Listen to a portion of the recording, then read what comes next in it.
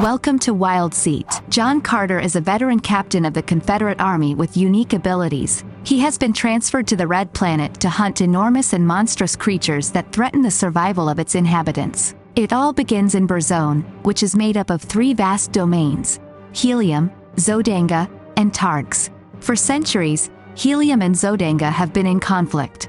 At the beginning, we witness the Helium army, dressed in blue capes, facing the Zodanga army, adorned with red capes. Asadin, the leader of Zodanga, is approached by 3 individuals who claim to be divine emissaries known as Turn, Mata, and Sun. The principal Turn hands him an enigmatic blue device and informs him that he has been chosen by the deity to receive it.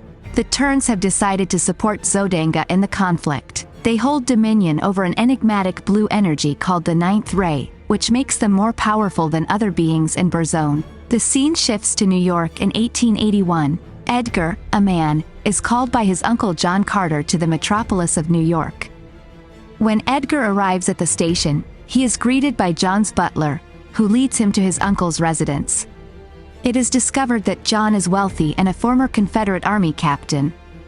John's lawyer sadly informs Edgar about John's sudden passing.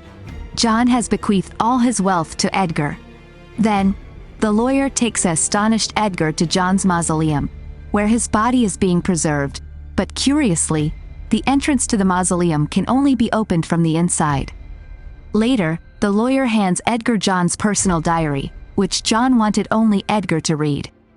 When the lawyer leaves, Edgar begins to read the diary. It mentions that Edgar was the only one who believed John's amazing stories when he was young. So, it seemed fitting to relate this story to Edgar. The narrative takes place in Arizona after the Civil War. John Carter is a former Confederate Army captain searching for gold in caves. Pavel is a Union colonel who wants John to collaborate with his American riders in the fight against the Apaches, so he captures him and tries to enlist him as a soldier. However, John no longer wishes to fight as a soldier. After many unsuccessful attempts to escape, he finally manages to flee by knocking out a guard and stealing the commander's horse. The commander and his men begin the pursuit. Not far away, they encounter a contingent of Apache warrior riders. John tries to escape using the commotion, but the commander is injured in the skirmish. John, driven by empathy, assists the commander and takes him to the vicinity of a cave. He goes inside, lights a match, and is astonished to see a large amount of gold embedded in the cave's ceiling. However, at that moment, a man appears behind him out of nowhere. The man is one of the Turns we saw at the beginning of the film. The commander alerts John, who confronts the enigmatic individual.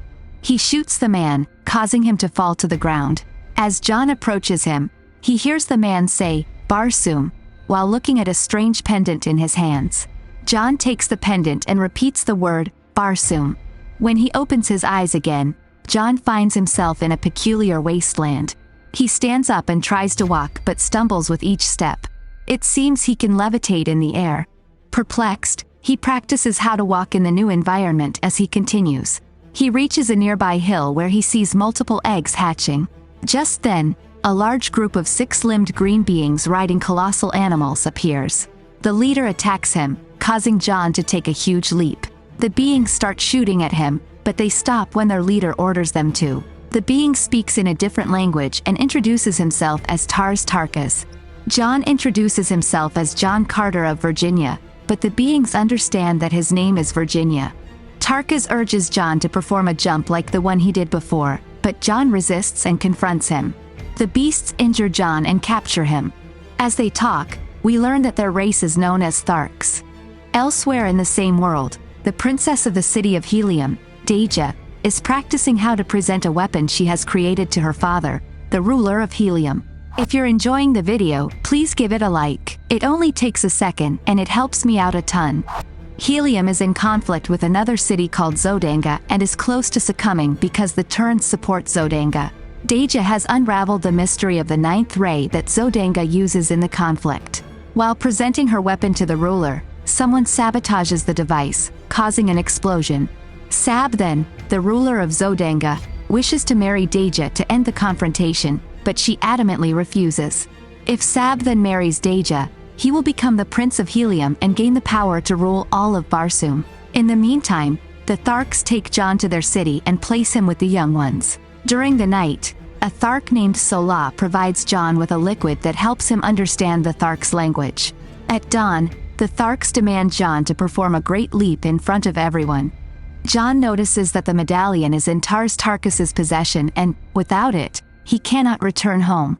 At that moment, two warships appear in the sky, Helium and Zodanga clash, and the Targs delight in the spectacle, betting on the winner. We see Princess Deja fighting on the ships. She tries to take over one of them but falls in the attempt. John, with his newly acquired jumping skill, saves the princess. The Targs begin to cheer for John, who now fights side by side with Deja against Zodanga's warriors.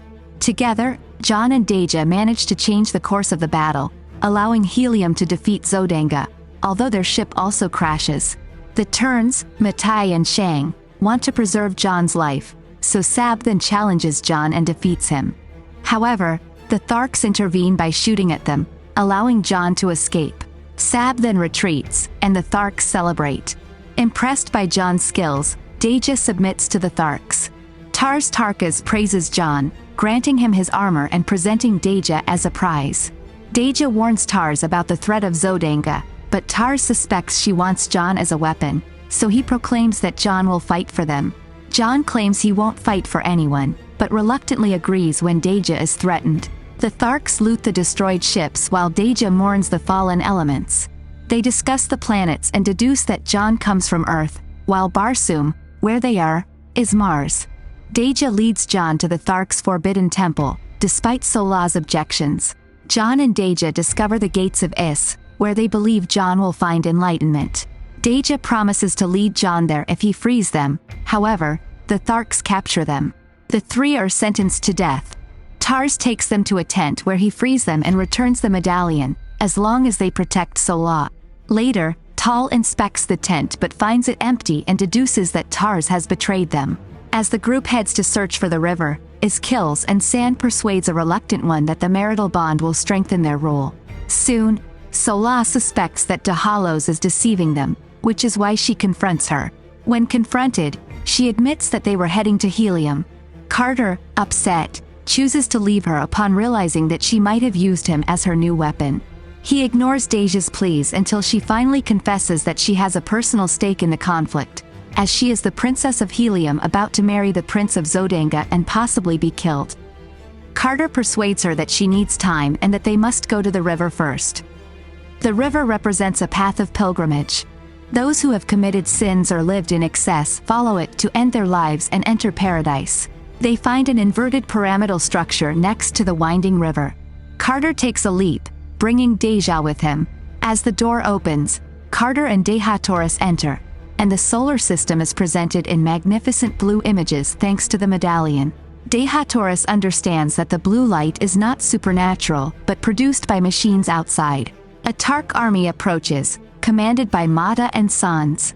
As the hordes approach, Carter orders the others to evacuate, despite Dejatori's objections. He stays behind to face the advancing army, with only Bola to assist him. Finally, Carter is defeated. Saddam presents his sword to Deja as a sign of good faith and proposes marriage. Although Deja almost finishes him off, she restrains herself and demands that the badly wounded Carter be taken to Zodanga for recovery. Waking up in a guarded room, Carter believes he is in Helium. Carter contemplates his situation in hostile territory, and an individual dressed in blue approaches him to inform him that he is in Zodanga. This man is Kantos Khan, who orders Carter's security to be strengthened. As he gets close enough, he suggests that Carter take him as a prisoner, but Carter is confused. Kantos, impatient, pulls Carter away from the sentries and pretends to be a hostage. They both head to a nearby tower. Inside, Deja wears an elegant outfit. After expressing her gratitude to Kantos for bringing Carter, she dismisses everyone present. She begs Carter to join her fight, but he rejects her proposal again, and she notices the wedding ring on his finger. Deja reveals the magic words that would take him back to Earth, understanding that his heart belongs to another woman, though now she knows that this woman has passed away. Outside, the Guardians of Zodanga demand entry, but when the door opens, Carter has already escaped. Taurus and the others withdraw, but the old woman from the room reappears and disappears again. Carter is discovered in a corner of the ceiling. As he descends, she paralyzes him with a blue ray before revealing herself as Mata and Susan, the Thurn leader.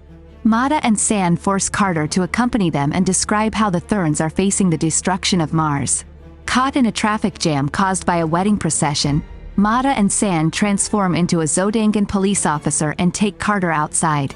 Mata and San casually mention to Carter that, after the marriage, Taurus and anyone else who knows about the ninth ray will be killed. Strolling through the streets of Zodanga, Mata and San tell Carter that they are immortal and ancient creatures. The Thurns inhabit many planets, including Earth, thanks to their advanced technology and knowledge. They have always controlled the course of history on different planets.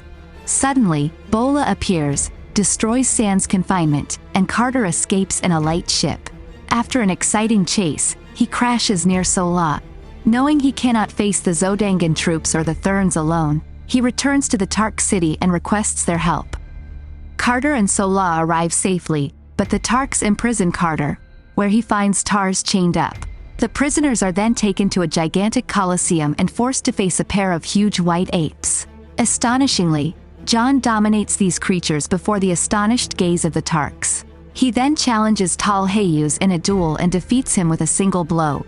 The Targs proclaim John as their leader, and he persuades them to help him fight against Zodanga. The army formed by the Targs advances towards the wedding between Taurus and the Zodangan prince. John interrupts the ceremony at the last moment. Seeing John, Saddam tries to attack him, but John avoids it at the last moment. A new conflict breaks out between warriors from both cities. But this time the Targs are on Helium's side. Zodanga is defeated, but Mata and San escape with John's medallion. John chooses to stay on Mars as Tauri's husband. He does not seek the medallion, they marry, and the crowd cheers them on, becoming the Prince of Helium. The next day, John and Taurus are on a balcony. Taurus enters the room, and Mata and San appear. John tries to confront them, but Mata and San use the medallion to send John back to Earth. Waking up covered in dust and with a long beard, John finds himself in the same cave where his journey began. He sees the remains of Colonel Powell, indicating that a long time has passed on Earth while he was on Mars. He searches for the medallion but is unsuccessful. The gold embedded in the cave enriches him. John knows there are more medallions on Earth, so he establishes a mining company and searches for the medallion for a decade until one day he finds one in a deposit. John is filled with happiness, but he is aware that he has been watched. In his notes, John asks Edgar to guard his tomb from the Thurns, promising him prosperity in return. Edgar is astonished after reading the manuscript, goes to the tomb, and tries to unlock it with a secret code that turns out to be Ned, the nickname John used to refer to him in his childhood. As the tomb doors open, a Thurn approaches Edgar, having been watching him with the intent to kill John. However, before he can harm Edgar, someone attacks him from behind and knocks him unconscious. Edgar cannot believe his uncle is in front of him. John says goodbye and enters the mausoleum, medallion in hand, recites the phrase that takes him back to Mars. But the adventure doesn't end here. I'll see you in the next summary video. Let's go!